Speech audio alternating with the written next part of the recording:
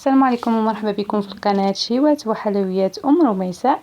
اليوم غادي نوجد معكم مادلين اللي تيجي على هذا الشكل هذا بالكاكاو.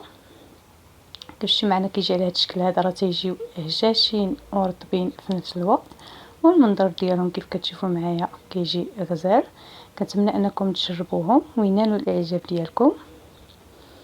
شوفوا معايا كيفاش تيجيو محمرين من الاسفل وكذلك من الاعلى.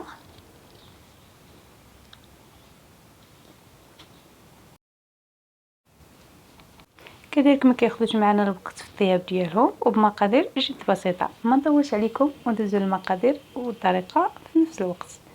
هنايا في اناء خديت واحد 3 ديال البيضات، زدت عليهم كاس ديال سكر سنيده. كنبدا نخلطهم مزيان حتى يذوب لينا داك السكر سنيده. بالنسبه للعبار كيبقى دائما بالعبار ديال كاس العنبه او اي كاس عندكم، ولكن انكم الزيت او السنيده او اي حاجه بغيتو كديروها بنفس الكاس، ما تغيروش الكاس. صافي كنبدا نخلط بالخلاط اليدوي فقط مزيان حتى كينسجم لينا داك البيض مع السكر السنيده وكيذوب لينا. هادي مادلين هادو كيجيو مفشفشين من الداخل وتيجيو اسفنجيين، فقط تبعوا الخطوات هما ساهلين. هنا غادي نزيد واحد الكاس ديال زيت المائده ونبدا نخلط فيه مزيان حتى كينسجم لينا مع داك البيض والسكر سنيده اللي درنا بهذه الطريقه هذه. من بعد غادي نزيد واحد الساشي ديال الفانيلا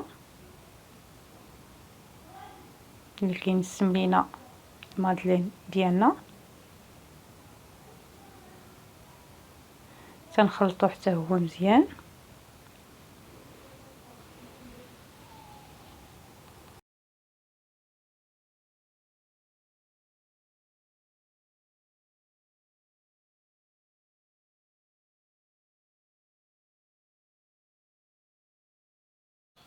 هنايا من بعد خديت الطراب اليدوي او الطراب الميكسور، تنخدم به داك المكونات اللي درنا بثلاثه مزيان حتى كينسجم كيتبدل اللون ديالهم على هذه الطريقه هذه وكيتضاعف لينا. صافي من بعد غادي نزيد 2 خمارات ديال الحلويات كنضيفهم على الخليط ديالنا.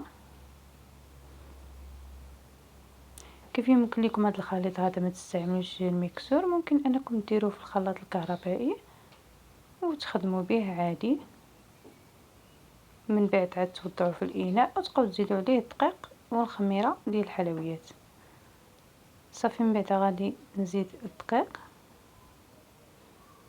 انا هنايا تقريبا استعملت كاس ديال الدقيق، نتوما كتشوفوا على حسب النوعيه ديال الدقيق. القوام كيكون عندنا على شكل هذا، كنقص منه قليل في زلافه وغادي نزيد عليها واحد الملعقه صغيره ديال الكاكاو وكنبدا نخلطها مزيان حتى كتنسجم ليا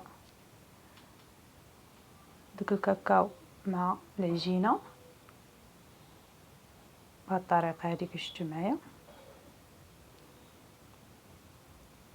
صافي بعد ما كتنسجم غادي ناخذ هنايا اللاطه ديال لي مادلين الخاصه بالمادلين، كنوضع فيهم هاد الكواعط هادو ديال المادلين يكونوا خاصين بالمادلين.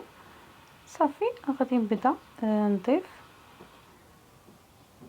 الكيك ديالي او عفوا العجينه ديال لي مادلين ديالي في الكويعطات ديالي. من بعد كناخذ ديك الزلافه اللي كنت نقصت فيها القليل وزدت عليها الكاكاو، كنبدا نضيفهم بهذه الشكيله وكناخذ لي كوردون وكنشكلو على شكل ورده في الوسط او بطريقه عشوائيه كيجيو زوينين في كلتا الحالتين.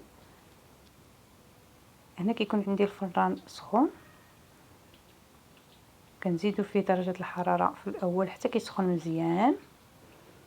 من بعد كندخلوا ليه لي مادلين ديالنا وكنديروهم من الجهة الفوقانية وتنقصو على النار تكون مهيلة باش يطيبوا لنا من الداخل، وكيجيو على هذا الشكل هذا، كيجيو خفاف وهشاش وكذلك محمرين من الاسفل ومن الاعلى